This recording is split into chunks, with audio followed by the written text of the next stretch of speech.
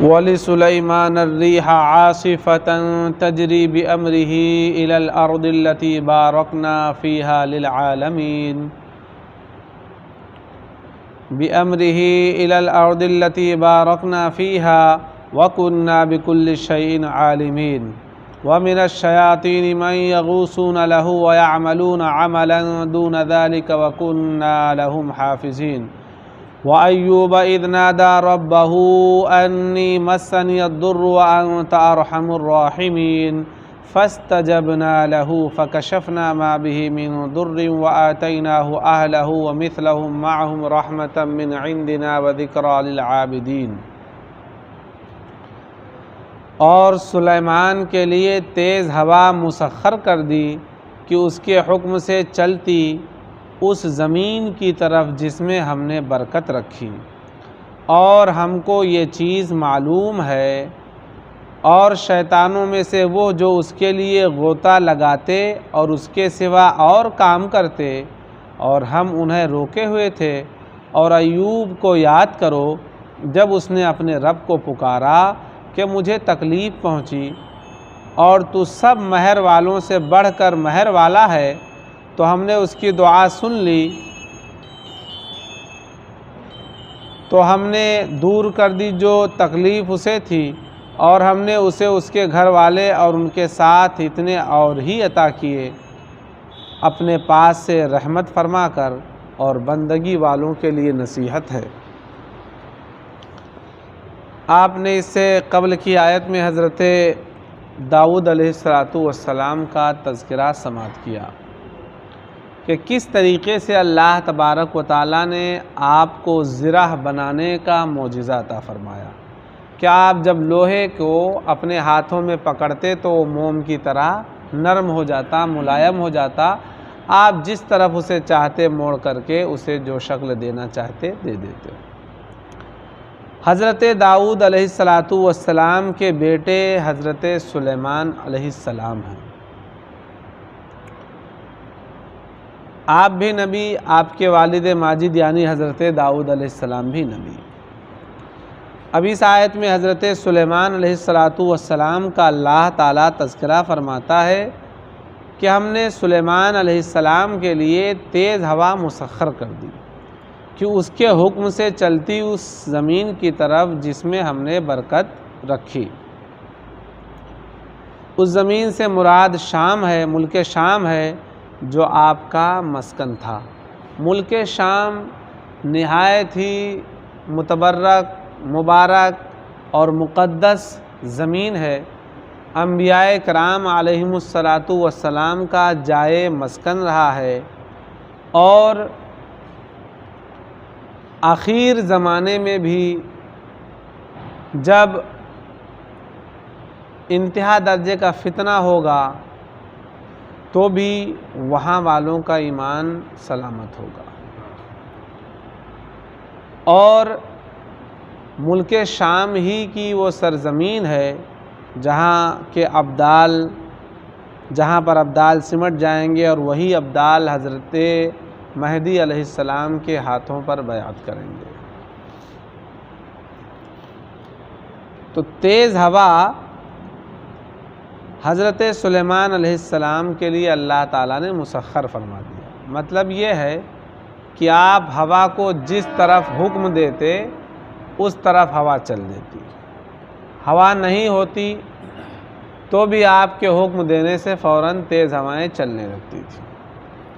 آپ کا تخت جو ہے ہوا میں اڑا کرتا تھا، آپ کے مصاحبین آپ کے ساتھ اس پہ بیٹھے ہوتے تھے، اور تخت کو آپ جب حکم دیتے تو اسے ہوا جہاں چاہتے آپ اڑا کر کے لے جاتی۔ اسی طریقے سے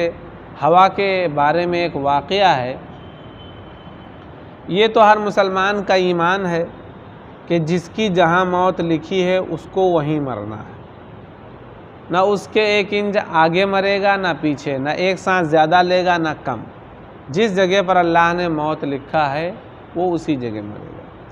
آپ کو واقعہ تو یاد ہی ہوگا کہ جنگ بدر کے موقع پر آقا کریم صلی اللہ تعالیٰ علیہ وسلم نے نشان کھینچ کر کے فرمایا یہاں ابو جہل مارا جائے گا، یہاں امیہ بن خلف مارا جائے گا، یہاں فلاں کافر مارا جائے گا، یہاں فلاں مارا جائے گا۔ صحابہ بیان کرتے ہیں کہ سرکار دو عالم صلی اللہ تعالی وسلم نے جو نشان لگایا تھا، کوئی بھی کافر اس نشان کے 1 انچ نہ آگے تھا نہ پیچھے تھا، وہی مرا تھا۔ تو یہ تو خیر ہمارے آقا علیہ الصلوۃ والسلام کا علم ہے کہ کون کہاں مرنے والا ہے، وہ بتا دے رہے ہیں پہلے سے۔ تو یہ طے ہے کہ کسے کہاں مرنا ہے، یہ بھی لکھا ہے۔ تو حضرت سلیمان علیہ السلام کی بارگاہ میں ایک آدمی رہا کرتا تھا، تو اس کی موت کا دن آ پہنچا، اور وہ آدمی جہاں مرنا تھا بہت دور تھا وہاں سے۔ کتابوں میں یہاں تک بھی آیا ہے کہ وہ سرزمین ہند کا رہنے والا تھا، ہندوستان کا رہنے والا تھا، اور سلیمان علیہ السلام ملک شام، اللہ تعالیٰ کیا فرماتا ہے، سلیمان علیہ السلام کے لیے ہوا مسخر کر دیا تو اس کے حکم سے ہوا چلتی اس زمین کی طرف جس میں ہم نے برکت رکھی۔ تو حضرت ملک الموت علیہ السلام آئے تو پہلے دکھا کرتے تھے لوگوں، تو اسے دیکھے تو انہیں بڑی حیرت ہوئی، حیرت سے اسے دیکھنے لگی کہ اسے تو آج مرنا ہے، اور یہ اتنی دور ہے، یہ پہنچے گا کیسے، یہ وہاں پہ پہنچے گا کیسے، مرنا تو اسے وہاں پہنچے گا کیسے۔ تو جب حیرت سے اسے دیکھ رہے تھے تو اس نے سوچا لگتا ہے میرا نمبر آ گیا۔ تو حضرت سلیمان علیہ السلام کے پاس پہنچا اور کہا حضور مجھے ایسا لگتا ہے کہ اگر میں یہاں رہا تو ملک الموت علیہ السلام میری روح قبض کر لیں گے، تو آپ مہربانی فرما کر مجھے میرے گاؤں بھیج دیں، ہوا کو حکم دے کہ ہوا اڑا کر کے مجھے اپنے وطن پہنچا دے۔ حضرت سلیمان علیہ السلام نے کہا جیسی تیری مرضی ہے، جیسی تیری چاہت ہے، ویسا ہی ہم ہوا کو حکم دے دیتے ہیں۔ خیر آپ نے ہوا کو حکم دیا، ہوا اسے اڑا کر کے اس کے گھر لا کے چھوڑ گئی۔ حضرت ملک الموت علیہ السلام نے سلیمان علیہ السلام کا شکریہ ادا کیا کہ حضور میں تو حیران تھا کہ یہ پہنچے گا کیسے، یہ پہنچے گا کیسے، لیکن اس نے اپنے پہنچنے کا انتظام خود ہی کر لیا، اور آپ سے گزارش کیا کہ آپ ہوا کو حکم دیں اور ہوا جو ہے اسے اس کے گاؤں پہنچا دے۔ تو ہوا نے تو پہنچا دیا، اب میں اپنا کام شروع کرتا ہوں۔ حضرت ملک الموت علیہ السلام کے لیے اللہ کا جو حکم ہے کہ جس کی روح قبض کرنا ہے ان کے لیے کون مرتا ہے کون جیتا ہے اس سے کوئی فرق نہیں پڑتا، اللہ کا حکم جس کے لیے مرنا ہے اس کی وہ روح قبض کر لیں گے۔ حضرت ملک الموت علیہ السلام سے کسی نبی نے دریافت کیا تھا یا ہمارے آقا علیہ السلام ہی نے کہ کیا تمہیں کسی کی روح نکالتے وقت کبھی تکلیف محسوس ہوئی؟ تو انہوں نے جواباً عرض کیا ہاں حضور،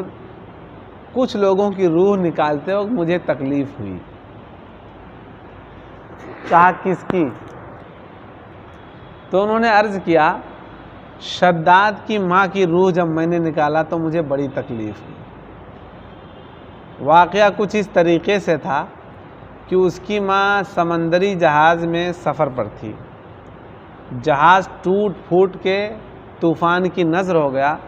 شداد کی ماں کے ہاتھ ایک جہاز کا تختہ لگا تو وہ اسی پر بیٹھ گئی، اور تختہ تیرتا رہا سمندر میں، یہاں تک کہ شداد اسی تختے پر پیدا ہوا۔ آپ کہتے ہیں کہ جب پیدا ہو چکا تو اس کی موت کا وقت تھا، مجھے اس کی روح نکالنا ہوا۔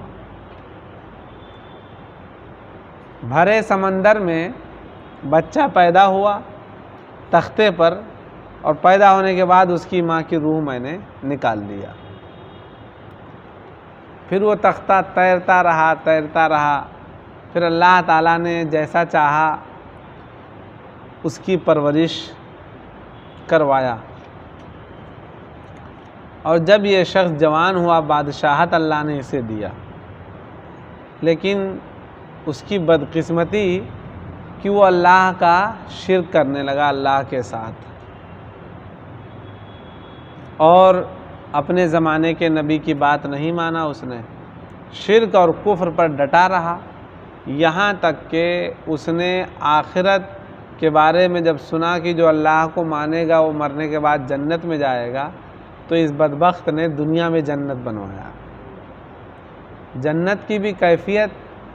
اس نے معلوم کیا تو اسی حساب سے اس نے بنوایا۔ دروازے کی کیفیت جب معلوم ہوئی اسے تو اسے اس دروازہ نہیں مل رہا تھا،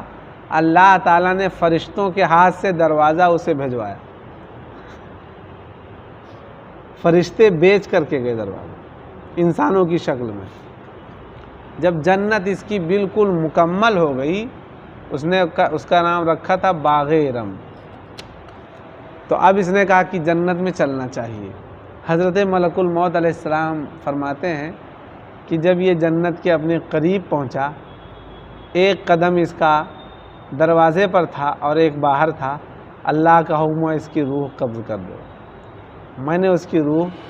قبض کر لیا۔ اس کی بھی جان نکالتے ہوئے مجھے تکلیف ہوئی کہ ظالم آخرت سے تو گیا ہی، آخرت میں تو کوئی حصہ بھی نہیں پائے گا، اور جو دنیا میں بنایا تھا اسے بھی دیکھ نہیں سکا۔ تو مجھے اس کا دکھ ہوا کہ یہ ظالم بھی موت کے گھاٹ اترا، اور جو کہتے نہیں نہ خدا ہی ملا نہ وصال صنم، تو اس کا وہی حال ہوا۔ تو کہنے کا مقصد یہ ہے کہ جسے جہاں مرنا ہے اسے وہاں پہنچ جانا ہے، اور بات نکلی تھی حضرت سلیمان علیہ السلام کے ہوا مسخر کرنے کے تعلق سے کہ اللہ نے ہوا کو آپ کے حکم کے تابع کر دیا، ہوا آپ کے حکم سے چلتی تھی۔ اور آگے آیت میں ہے کہ اور شیطانوں میں سے وہ جو اس کے لیے غوطہ لگاتے، یعنی دریا کی گہرائی میں داخل ہو کر سمندر کی تہ سے آپ کے لیے جواہر نکال کر لاتے اور اس کے سوا اور کام کرتے، یعنی کہ آپ کے حکم سے